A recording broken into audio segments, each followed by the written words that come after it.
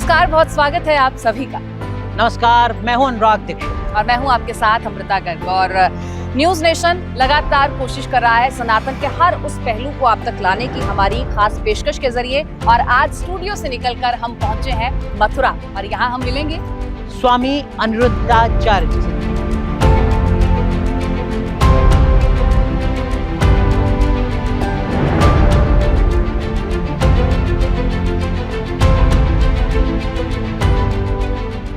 जी, हम वृंदावन में मौजूद हैं और स्वामी अनिरुद्धाचार्य अलग अलग मुद्दों के चलते लगातार चर्चा में रहते हैं। तमाम मुद्दों पर बेबाकी से बात करेंगे और सनातन के काम को कैसे आगे बढ़ा रहे हैं, एक सनातनी के तौर पर, एक संत के तौर पर, एक आचार्य के तौर पर, ये भी उनसे जानेंगे। हम कभी पाखंड को प्रमोट ना करें और पाखंड का साथ ना दें। जो यथार्थ है, कुछ बुद्धिजीवी लोगों ने सेकुलर शब्द जोड़ दिया संविधान में। आपको लगता है गलत है? बिल्कुल गलत है। क्यों सेकुलर बने? धार्मिक देश है ये।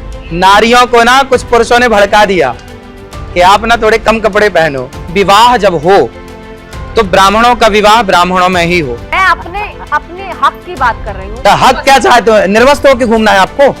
आपका हक ये है कि आपको कोई कपड़े नहीं पहने, मत पहनो, हमें क्या दिक्कत? भाई पाकिस्तान बटा तो मुसलमानों के लिए ना बटा, तो जाओ फिर मुसलमान पाकिस्तान में रहो। न्यूज नेशन की मुहिम बहुत अच्छी है, पाखंड को समाप्त करना ही चाहिए। और किस तरीके से सोशल मीडिया पर उनका जलवा बरकरार रहता है, क्यों रहता है, कैसे उनके बयान आते हैं और फिर कैसे उन बयानों से कई बार यू टर्न लेते हैं, हर मुद्दे पर आज बेबाकी से उनसे करेंगे सवाल।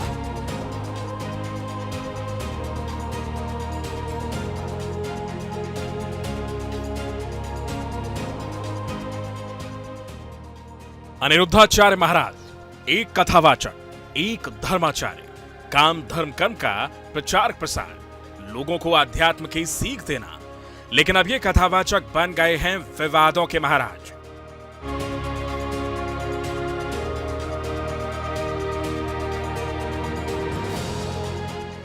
ऐसा हम इसलिए कह रहे हैं क्योंकि अनिरुद्धाचार्य महाराज एकमात्र ऐसे कथावाचक हैं जिनके बयानों के वीडियो का इस्तेमाल कर सोशल मीडिया पर रील्स और मीम्स खूब बनाए जाते हैं। इसलिए न्यूज नेशन की टीम उनसे जुड़े विवादों और उनके बयानों को लेकर बातचीत करने के लिए खास तौर पर उनके वृंदावन के गौरी गोपाल आश्रम पहुंची।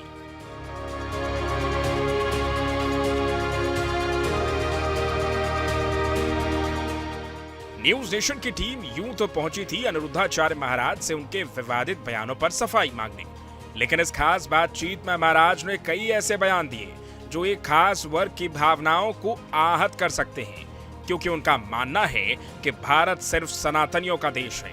ये देश मौलानाओं का थोड़ी है, ये देश भारत सनातनियों का देश है।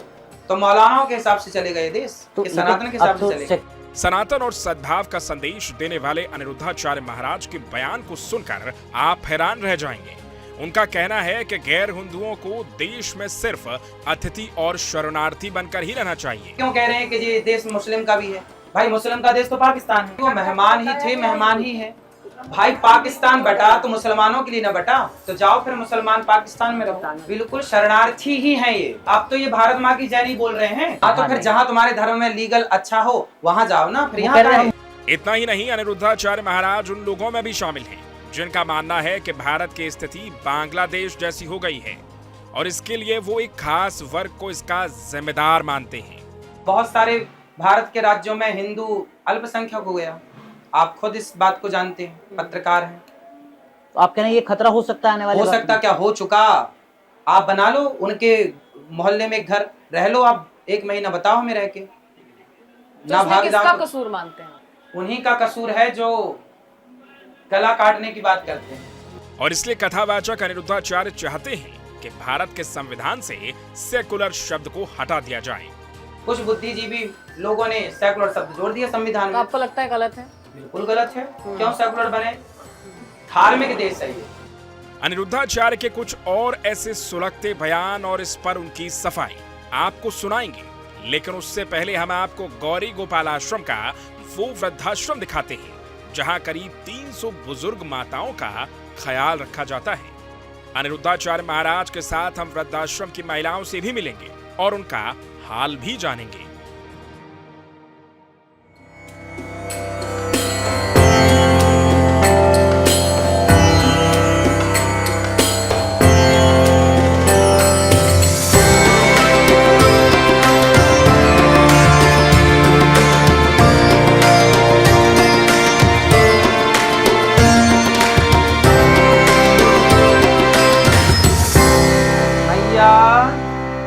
आओ मेरी माँ।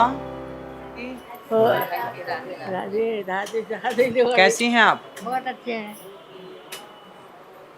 स्वास्थ्य ठीक है आपका? ठीक है। कोई कष्ट?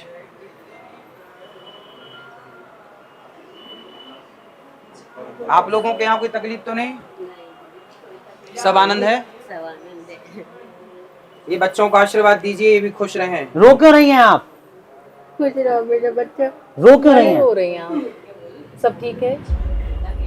कहाँ की रहने वाली हैं आप? माता जी? दिल्ली दिल्ली के रहने वाली हैं। यहाँ आचार्य जी के आश्रम में कब से हैं आप? 4 साल से। 4 साल से रह रही हैं। ये तो कोई दिक्कत तो नहीं करते हैं, परेशान तो नहीं करते हैं? सब भोजन वोजन मिलता है आपको समय हम पर? लोग घर से बढ़िया यहाँ पर है। अपने घर से बढ़िया है यहाँ पर? बहुत बढ़िया बात। हम लोग कहते हैं हमारे घर मत भेजना, हमारे घर कोई आए मत भेजना हमको। हम नहीं जाएंगे अपने घर। क्यों नहीं जाएंगे आप अपने घर? वो तो आपका घर है, ये तो आचार्य जी का आश्रम है। नहीं, हम नहीं जाएंगे। कल को आपकी उम्र और बढ़ी तो फिर दिक्कत हुई आपको, तब भी यहीं रहेंगे आखिरी सांस तक? बच्चे सेवा नहीं करते, बच्चे आते नहीं, बात नहीं करते। इतने दिन से मैया यहाँ फोन भी नहीं लगाया कभी। आपने कभी बात करने की कोशिश की? कई परिवार बार से? बात करते हैं, हर 15 दिन में सबके बच्चों से फोन लगवाया जाता है यहाँ के साथ। क्या आप कहते हैं? हर 15 दिन में, कि ताकि ये बच्चे देखो हम लोग हमारे इसलिए बच्चे आते हैं हमको लेने, स्टार्टिंग में हमको रोज बताए इनसे परमिशन मांगी, उन्होंने कहा चले जाओ, लेकिन वो नहीं कहा सवाल मर गए, हम सवाल मर गए, चुप हो गए। चलिए अब चुप रहिए, प्रेम से आनंद से रहिए। बेटे को समझाएंगे, समझाते रहते हैं हर 15 दिन में कि मैया आके ले जाओ अपने बच्चों को। ठीक है मैया? आप खुश?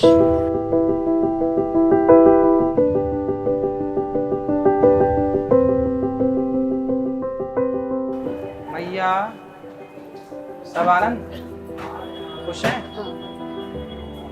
सब ठीक है? ये सब मैया हमारी पूजा पाठ करके अपना खुश रहते। मैया आपको यहाँ तकलीफ तो नहीं है कोई? नहीं कुछ नहीं, ये एक बेटा सही बेटा ना कोई के नहीं जन्मे है। तो ये आपके सगे बेटे थोड़े ही हैं? हाँ सही बेटा है हमारे। ये कहाँ सगे से बेटे आए कैसे हो गए? सगे बेटा है। कहाँ से आई हैं आप? धर्म के बेटा है ना, ऐसे पोता वही धर्म के बेटा है। ठीक है मैया। कहाँ से आई हैं आप? हम छत्तीसगढ़ के आए बेटा। यहाँ कब से हैं? अब 1.5 साल हो गया। 1.5 साल हो गया। हाँ। कभी घर जाने का मन नहीं करता आपका? कहा जाएगा घर के तो बेटा मन मार के बिदारा दे, बेटा का सहारा लिया है तो कहा जाएगा बेटा। अच्छा, यहाँ तो पूरा परिवार बना लिया, सहेलियां बन हाँ, गई। पूरा परिवार है बेटा। घर में आपके- कौन कौन है? घर में तो बेटा है बेटा। 2 बेटे हैं। 2 बेटे हैं। तो आचार्य जी आपके साथ थोड़ा समय बिताते हैं, हाँ। बात करते हैं आपसे? आते हैं आचार्य जी को मिलने कभी कभार? आते हैं। रोज आते? रोज कालो आ रहा है, आज आया है। कभी कोई समस्या हो आपको तो वो समस्या सारी खत्म हो जाती है। हाँ। तो अब यहाँ से वापस घर नहीं जाएंगे? कौन? वो कहा जाएगा? क्यों नहीं जाएंगे घर कभी? अब आपकी उम्र और ज्यादा बढ़ी, दिक्कत हुई। कहा जाएगा बेटा, कहा जाएगा आप अभी ना तो बेटा एक हाँ फोन नहीं करता है, आजा मैया करके। 1.5 साल हो गया, छोटे बहुत दुख करके हम पढ़ाया है, माटी बोके उसको पढ़ाया है, वो खोज नहीं करता है, तब कहा जाएगा? 2 बछर हो गया इधर आया आप है। जब रोजाना आते हैं या जब भी आपको समय मिलता है आप आते हैं तमाम महिलाओं से मिलने के लिए, आपकी कैसी बॉन्डिंग रहती है? जैसे आप आते हैं, आप हमें भूल जाइए कि हम हैं, नहीं कैमरा हम है। तो देखो माताओं से जैसे रोज मिलते हैं वैसे भी आज ही मिल रहे हैं। हाँ। महिला जो ये समझ रही है कि उसके बच्चे उसकी सेवा नहीं कर रहे हैं, तो सनातन में उनके लिए कितना स्कोप है और कहाँ कहाँ क्या संभावना है? सभी माओ के चरण दबा के चरणों की सेवा करते हैं। ऐसे करता है बेटा, कहीं नहीं, उनके जैसा बेटा कहीं नहीं। हाँ, कहीं नहीं है बेटा। इधर आ जाइए, आप बैठ जाइए, बैठ जाइए। बैठ जाइए। मैं ये बैठू। अम्मा, परिवार में और कौन कौन है?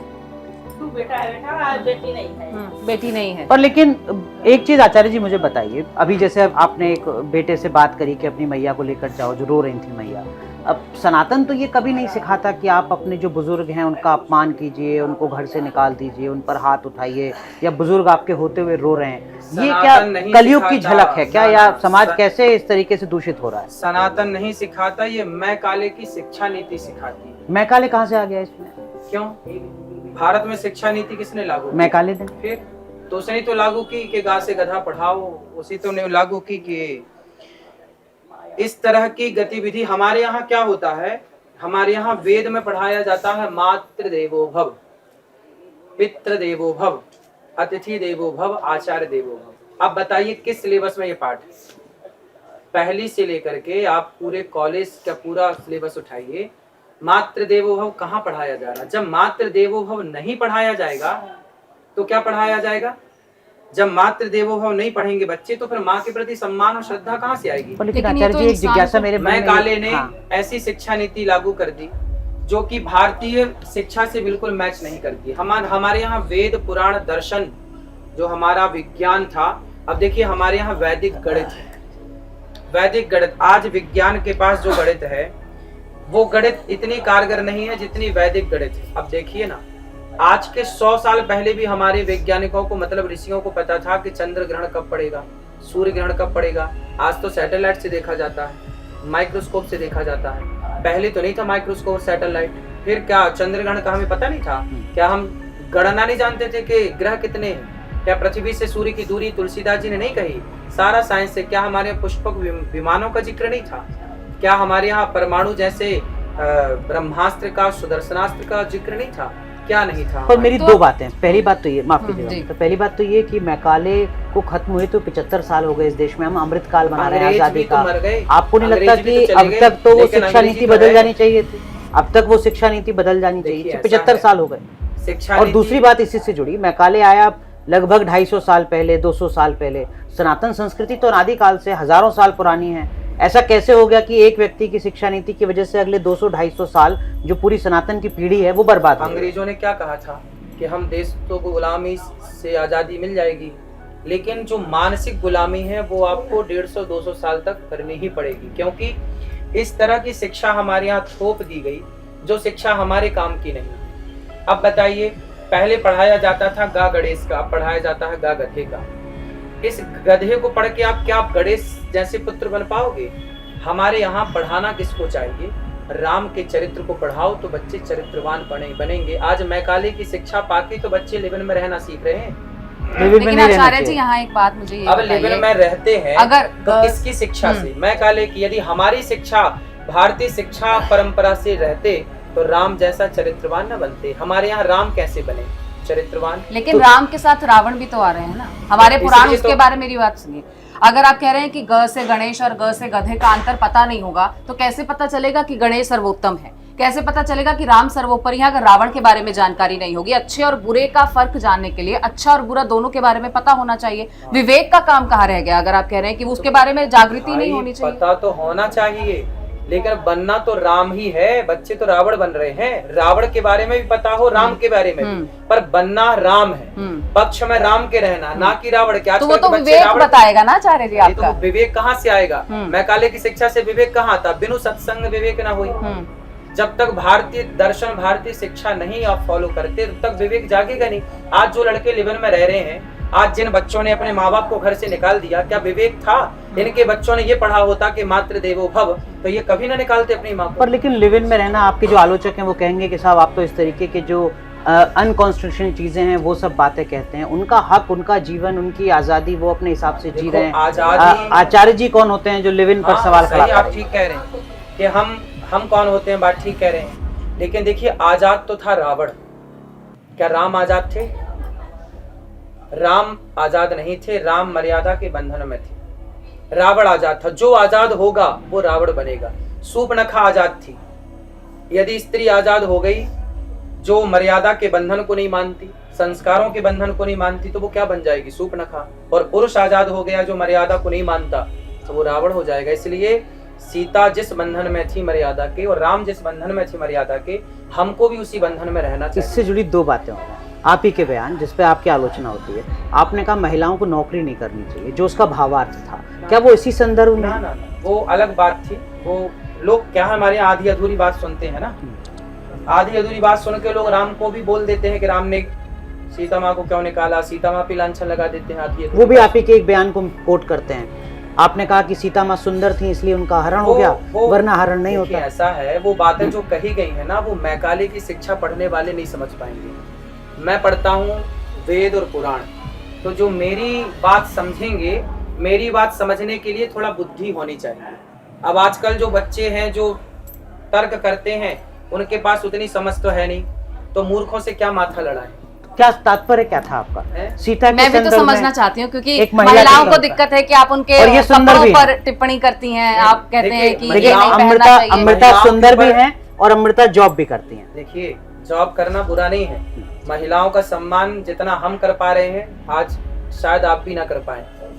देखिए हम आपसे बात कर रहे हैं तो हमारी गोद माँ के चरण है, बिल्कुल, है ना। इससे बड़ा संस्कार और इससे बड़ी नारी का सम्मान कहीं आपको देखने को नहीं मिलेगा, है ना। नारी का सम्मान करता हूँ जो कहते हैं, एक बार उनका बैकग्राउंड चेक कर लो कितना करते हैं, और आप यहाँ के चेक कर रहे हैं। मैं तो लेकिन सहमत हूँ आचार्य आपकी जी बात फिर से। उन महिलाओं का क्या जिनको वो जो- आपके बयानों से दिक्कत है? वो जो दो बयान हैं, बयानों से दिक्कत उनको सीता है, की सुंदरता और बयानों नौकरी। से- बयानों से देखिए, नौकरी बिल्कुल करना चाहिए।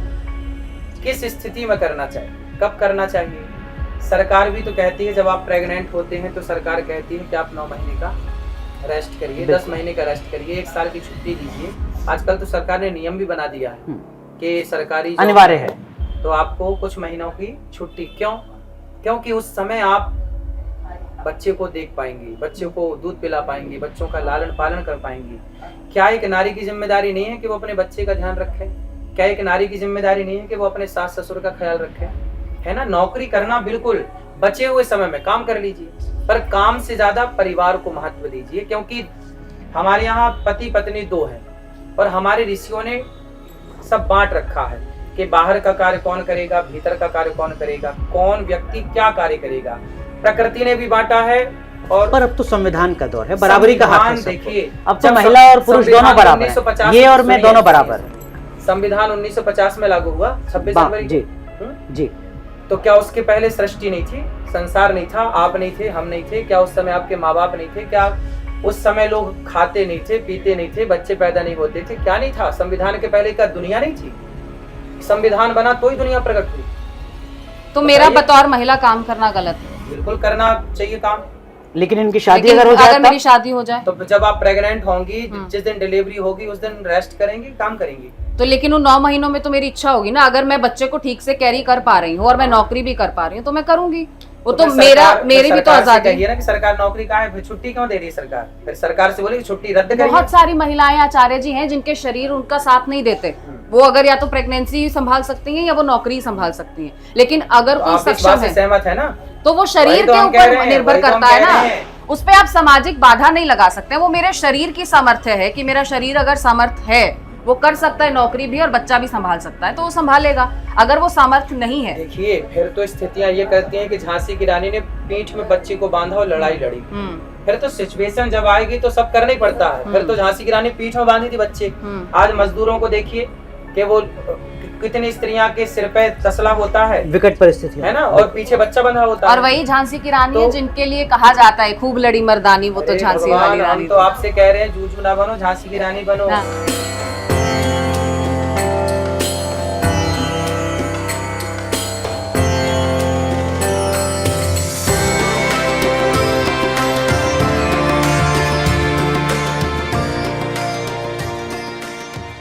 तो आचार्य जी कुल कितनी माताएं हैं आपने? 290 माताएं लगभग।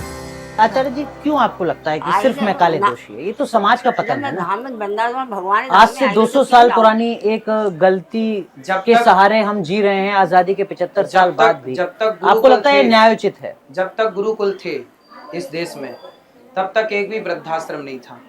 बेटी अभी एक महीना जब तक गुरुकुल थे तब तक एक भी वृद्धाश्रम नहीं था। गुरुकुल नष्ट क्यों किए मुगलों ने? नालंदा में आग क्यों लगाई? क्यों गुरुकुल, क्यों आग लगाई? क्यों सारा पुस्तकालय, सारे गुरुकुलों को उजाड़ा? क्योंकि उन्हें डर था कि भारत विकसित भारत था उस टाइम जब दुनिया में, जब पहला स्कूल बना इंग्लैंड में 1811 में। 1811 में जब पहला स्कूल बना इंग्लैंड में, उस समय भारत में 7 लाख गुरुकुल एक्टिव थे। अच्छा, मुझे पता नहीं है कि 1811 में बना इंग्लैंड में स्कूल। आप देख लीजिए, अच्छा, गूगल बाबा से पूछ लीजिए। लेकिन गूगल ये बाबा कुछ- तो ये आपकी कुछ- भी बड़ी प्रशंसा ये करते कुछ- हैं आचार्य जी। ये कुछ ज्यादा लेट नहीं है 1811, हो सकता है उससे पहले हो। उसके पहले उनके पास कोई शिक्षा की कोई प्लानिंग नहीं थी। जिस समय दुनिया पढ़ना, अब देखिए ना, चलो ये छोड़ो, आप ये बताओ, आज 2000 चल रहा है, 2024 चल रहा है। मोहनजोदड़ो हड़प्पा संस्कृति के पहले का कोई अवशेष साइंस के पास है? नहीं है। लेकिन हमारे आचार्य हुए हैं आद्य शंकराचार्य जी आज से 2500 साल पहले, और 2500 साल पहले आद्य शंकराचार्य जी ने शास्त्रार्थ किया था मंडन मिश्र की पत्नी माँ भारती से। उस जमाने में स्त्रियां कितनी पढ़ी थी। जो लोग कहते हैं ना कि स्त्रियों को पढ़ने का अधिकार नहीं था, पढ़ाया नहीं गया, तो मंडन मिश्र की पत्नी भारती से तो शास्त्रार्थ हुआ था, तो पढ़ी नहीं होती तो शास्त्रार्थ कैसे कर लेती। 2500 साल पहले हमारे यहाँ की शिक्षा ऐसी थी, पर काया प्रवेश किया था आद्य शंकराचार्य जी ने, इस कोटि की शिक्षा थी। अंग्रेज गए, फिर तो नेहरू आए और अब मोदी जी आए हुए हैं। तब से अब तक का जो सफर है, आपको नहीं लगता कि उसमें काम होना चाहिए था, इन चीजों पर नहीं हो पाया या हुआ है, कम हुआ है? शिक्षा पद्धति तो पूरी बदल देनी चाहिए। क्या करना चाहिए मोदी जी को? भाई शिक्षा नीति में सबसे पहले तो गीता लानी चाहिए, वेदों के कुछ वचन लाने चाहिए जिसमें मातृ देवो हो पितृ देवो हो, ताकि माँ बाप के प्रति बच्चे एक श्रद्धा रखें कि भाई माँ भगवान है। अब कहाँ पढ़ाया जा रहा है कि माँ भगवान है? जब पढ़ाएगा नहीं, मैं पूरा दोष मानता हूँ शिक्षा का। एक बात बताएं, चंद्रगुप्त तो एक बालक था ना, कंचा खेलने वाला और गिल्ली डंडा खेलने वाला, लेकिन चाणक्य के पढ़ाने से सम्राट बन गया। एक शिक्षक है ना जो शिष्य का निर्माण करता है। मैं कुछ भी नहीं था, तो आपको लगता है मोदी जी को ये करना चाहिए? मैं कुछ भी नहीं था और मैं कुछ भी नहीं हूँ, मेरे गुरु ने मुझे पढ़ा लिखा करके इस लायक बनाया। आपके गुरु मोदी जी को करना चाहिए ये काम, उनके शिक्षा बिल्कुल मंत्री करना को चाहिए। मोदी जी के संज्ञान में ये बात हो या ना हो भगवान जाने, आप डाल दीजिए, लेकिन मोदी जी को ये कार्य करना चाहिए। जो प्राचीन शिक्षा प्रणाली थी, जिस शिक्षा पर भगवान राम पढ़ने गए, गुरु ग्रह पढ़न गयऊं रघुराई, अल्पकाल विद्या सब पाई। राम पढ़ने गए और पढ़ करके आए तो क्या किया, प्रातः काल उठ के रघुनाथा, मात पिता गुरु ना वही माता। ये शिक्षा होनी चाहिए हमारे यहाँ। पर आपने कहा वेद और गीता पढ़ाने चाहिए बच्चों को, ये तो सेकुलर देश है, यहाँ तो बाकी धर्म के लोग भी हैं। जोड़ा वेद और गीता पढ़ाएंगे तो आपके जो पड़ोसी है मौलाना साहब, वो नाराज नहीं, मौलाना साहब नाराज नहीं हो जाएंगे? अरे ये मौलानाओं का देश थोड़ी है, ये देश मौलानाओं का थोड़ी है, ये देश भारत सनातनियों का देश है। तो मौलानाओं के हिसाब से चलेगा ये देश, तो सनातन के हिसाब से चलेगा? सेकुलर देश है। सेकुलर किसने बनाया? हमने बनाया कि आपने बनाया? कुछ बुद्धिजीवी लोगों ने सेकुलर शब्द जोड़ दिया संविधान में। आपको लगता है गलत है? बिल्कुल गलत है। क्यों सेकुलर बने? धार्मिक देश है ये। तो वो जो 20, 30, 40 करोड़ गैर हिंदुओं की आबादी है, तो वो रहे ना, यहाँ अतिथि बन के रहें, हमारे अतिथि हैं, रहें। भाई आपके घर में हम जाएंगे तो अतिथि बन के जाएंगे, मालिक थोड़ी बन जाएंगे हम। वो तो कहते हैं कि ये जमीन हमारी भी लेकिन वैसी है जिन्होंने जैसे अपने घर के तौर के। पर इसे 1947 में चुन लिया था, उनका क्या? 1900 फिर महात्मा गांधी जी ने तो बंटवारा क्यों किया फिर? लेकिन जिन्होंने चुन लिया, आचार्य जी मुझे ये बताइए, भाई जिन्होंने अपना घर चुन लिया था तो फिर पाकिस्तान से हिंदू खदेड़े क्यों गए? फिर इसका जिम्मेदार कौन है? जो ट्रेनों में लाखों लोग कटे, फिर उसकी हत्या की जिम्मेदारी आप नहीं? देखिए पाकिस्तान की तो हम बात ही नहीं कर क्यों सकते, नहीं भारत करना? की तुलना में पाकिस्तान का कोई वजूद नहीं है। मैं हिंदुस्तान की बात कर रही हूँ, मैं नहीं भारत की बात कर रही हूँ। पाकिस्तान भी हिंदुस्तान है। पाकिस्तान वो था। हिंदुस्तान कैसे आचार्य जी? क्यों? अभी भी है पाकिस्तान हिंदुस्तान? भाई ये बताइए कि जब देश बटे तो किस आधार पर? धर्म के आधार पर? नहीं, इसलिए बटा गया कि भाई मुस्लिम यहाँ रहेंगे, हिंदू वहाँ रहेंगे। धर्म के आधार पर तो क्यों बटा? और जब बटा तो फिर ठीक से बटा। अब आप क्यों कह रहे हैं कि ये देश मुस्लिम का भी है? भाई मुस्लिम का देश तो पाकिस्तान है। लेकिन लेकिन जो आप कह राष्ट्र रहे हैं, सर्वोपरि की एक लेकिन- भावना है। अगर लेकिन आप राष्ट्रीय अमिता, अपने आप को कहलाते हैं, जो आप कह रहे हैं इसका मतलब ये आप ये चाहते हैं कि इस देश में जो गैर हिंदू हैं वो शरणार्थी, मेहमान, टेम्परेरी व्यवस्था में भाई वो मेहमान ही थे, मेहमान ही है। भाई पाकिस्तान बटा तो मुसलमानों के लिए ना बटा, तो जाओ फिर मुसलमान पाकिस्तान में रहो। तो अब मौजूदा सरकार को क्या करना चाहिए? मुसलमानों पाकिस्तान के भेजना साथ? चाहिए सबको। तो फिर सारे हम बिस्मिल मुसलमानों साहब को। की बात करें, कलाम साहब की बात करें, ये तो धरोहर है हमारे देश की। हाँ तो धरोहर बिल्कुल रहेंगे तो सदा। तो फिर इनके जैसे रहे ना, इनके जैसे बन के रहे। तो कैसे हैं तो आपके सबको एक हिसाब से? तराजू में कैसे तोल सकते हैं? क्यों? नहीं, आपके हिसाब से तो कैसे फिर है? दंगे क्यों हो रहे हैं?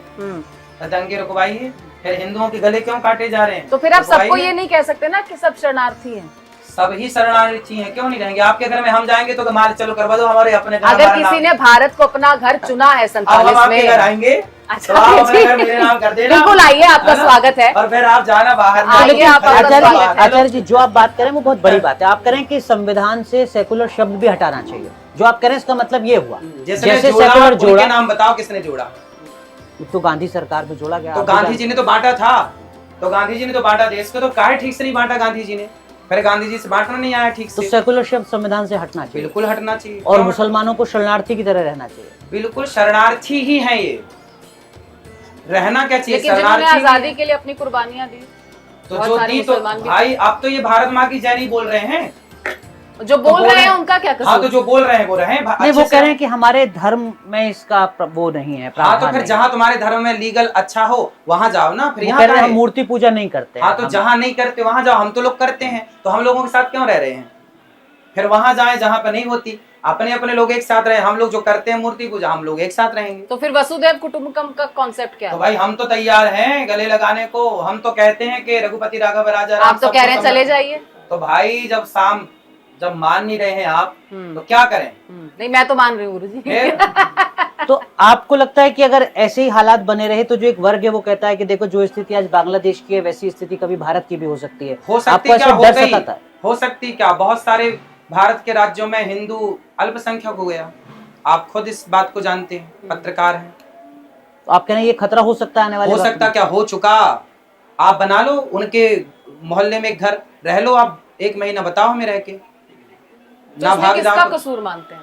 उन्हीं का कसूर है जो गला काटने की बात करते हैं। यदि प्रेम से रहें तो हम लोग तो देखिए प्रेम वाले लोग हैं। मोहम्मद गौरी को पृथ्वीराज ने कितनी बार क्षमा किया, लेकिन फिर भी तो उसने एक बार भी नहीं छोड़ा, फोड़ दी आंखें पृथ्वीराज की।